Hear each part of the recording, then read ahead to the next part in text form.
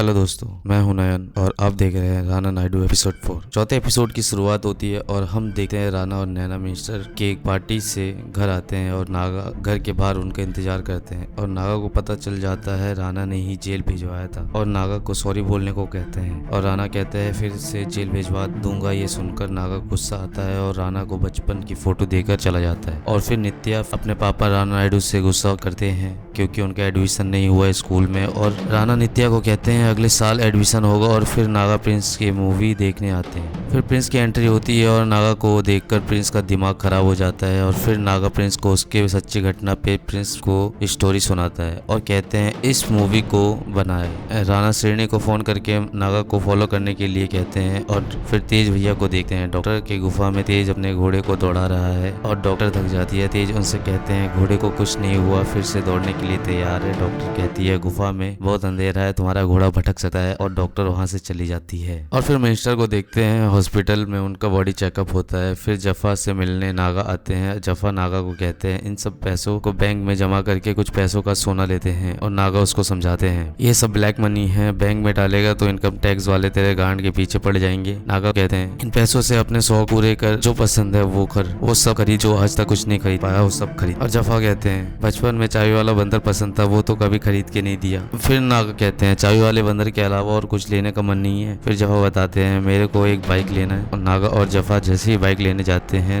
नागा से मिलने सीबीआई आते हैं और जफा को कहते हैं तू अकेले जाकर बाइक खरीद, मैं कुछ देर बाद आता हूँ। और फिर सीबीआई ऑफिसर नागा को कहते हैं प्रिंस से सच बुलवाने के लिए कहते हैं और नहीं तो फिर से नागा को जेल भेज देंगे। और सिरनी उनकी जासूसी करता है और उनकी फोटो ले लेता है और फिर सिरनी नागा लारा को फोटो दिखाता है और फिर तूफान को देखते हैं जो कि राणा से मिलने आया है उनकी मदद के लिए। और राणा को चार खोके देकर कहता है रेहान का मैटर हमेशा के लिए खत्म करो। यह सुनकर रेहान बहुत खुश होता है। और फिर जफा को देखते हैं नई बाइक खरीद कर घर जा रहे थे और रास्ते में प्रॉपर्टी डीलर उनको रोक कर घर दिखाते हैं और जफा फिर घर खरीद लेते हैं और नागा को बताते हैं घर खरीद लिया, कैसा है। नागा कहते हैं घर तो अच्छा है लेकिन अभी और काम करना है घर में। और फिर दोनों मिलकर दारू पीते हैं और फिर देखते हैं रेहान की माँ को जो कि ड्रग का नशा कर रही है और उनसे मिलने राणा आते हैं और उन्हें कहते हैं ये पैसे रखो और रेहान को छोड़ दो। और रेहान की माँ मान जाती है और वो पैसे ले लेती है। और फिर नागा प्रिंस से मिलने आते हैं, स्टोरी सुनाते हैं और प्रिंस नागा को कहते हैं उसकी स्टोरी पे फिल्म बनाएंगे और जो